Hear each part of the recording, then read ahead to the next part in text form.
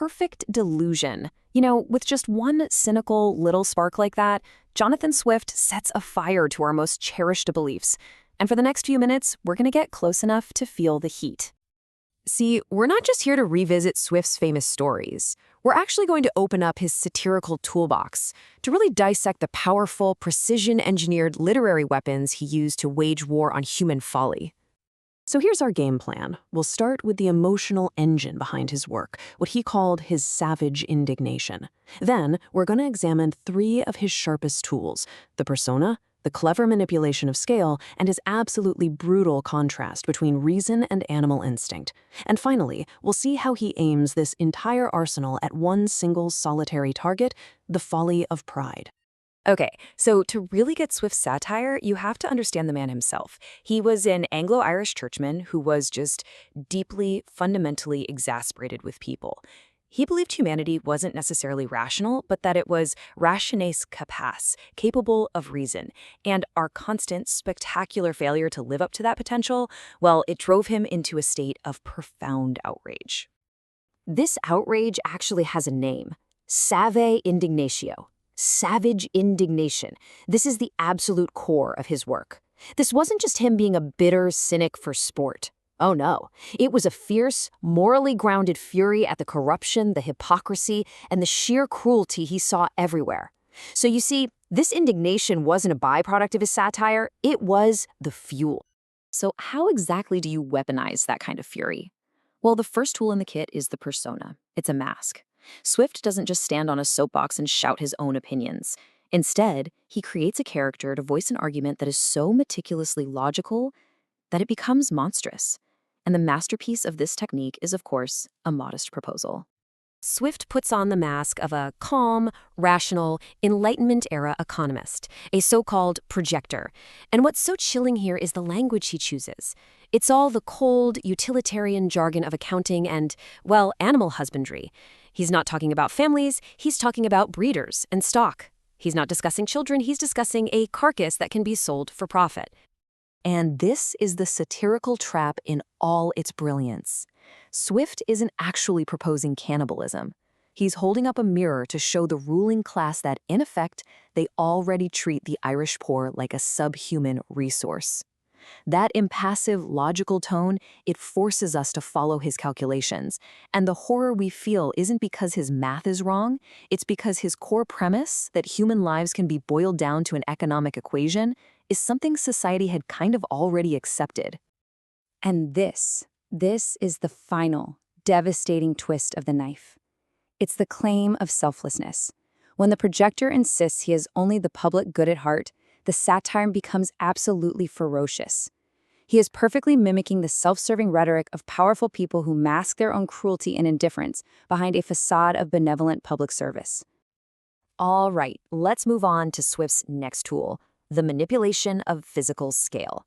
In Gulliver's Travels, he creates this brilliant optical metaphor, basically using size to expose moral smallness, or, on the flip side, to magnify physical and ethical ugliness.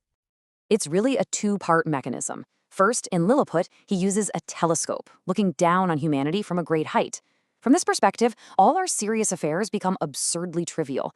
Political ambition? It's just rope dancing to impress a king. A catastrophic war is fought over which end of an egg to break. But then, in Brobdingnaag, he flips the lens. He uses a microscope, forcing us to look up. And now the human form itself is grotesque. A beautiful woman's skin becomes this landscape of nauseating flaws. In human society, it's revealed as morally repulsive. So after Gulliver proudly describes European society, the giant king of Brobdingnaag delivers this absolutely devastating verdict. This is the moral climax of the technique. The king simply uses Gulliver's own proud words as evidence, turning what was supposed to be a patriotic speech into a damning indictment of all humanity. Swift's use of scale also reveals something really insidious about how power corrupts language itself. The Lilliputian court sentences Gulliver to be blinded, but they call it an act of mercy and tenderness. This is something we call semantic inversion, using the language of virtue to describe acts of incredible cruelty. The more the emperor praises his own tenderness, the more inhuman the punishment actually becomes. Now for Swift's final and maybe his most challenging tool. In Gulliver's fourth voyage, he uses this kind of bifocal lens, splitting the whole concept of humanity into two extreme and frankly horrifying poles: pure, dispassionate reason on one side and pure, bestial instinct on the other. So on one side, you've got the yahoos. They're these deformed, filthy creatures governed by nothing but pure instinct, greed, and malice. They're a terrifying mirror of humanity's absolute worst nature. And on the other side, the Houyhnhnms. These are noble horses, governed by pure reason. They're so logical, they literally don't even have a word for a lie. But they're also cold, detached, and pretty much incapable of deep affection. One is the repulsive animal we fear we are. The other is an unattainable, emotionless ideal we could never, and maybe should never, be. And this leads to Swift's really bleak conclusion. Humanity is stuck right in the middle, and we're actually worse off for it. Swift argues that our little bit of reason doesn't actually control our animal passions. Nope. Instead, we use it to make our vices even more destructive, to become more clever in our greed, more systematic in our cruelty. Reason, he says, just becomes a tool to aggravate our natural corruptions. So you've got the furious moralist, the weaponized persona, the manipulation of scale, and this brutal critique of reason. But all of these powerful, sharp tools were ultimately aimed at a single, fundamental human flaw, the one vice that Swift just could not stand. By the end of his journeys, Gulliver is just consumed by a hatred for mankind. All these structures of society, the titles and professions we use to organize our world and make ourselves feel important, they've all become completely meaningless to him. A lord is no different than a pickpocket. A colonel is no different than a fool. To him, they're all just yahoos. And here it is, the ultimate target.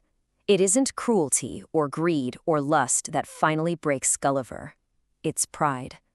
It is the spectacle of this flawed, diseased, corrupt creature, humanity, having the sheer audacity to be proud of itself.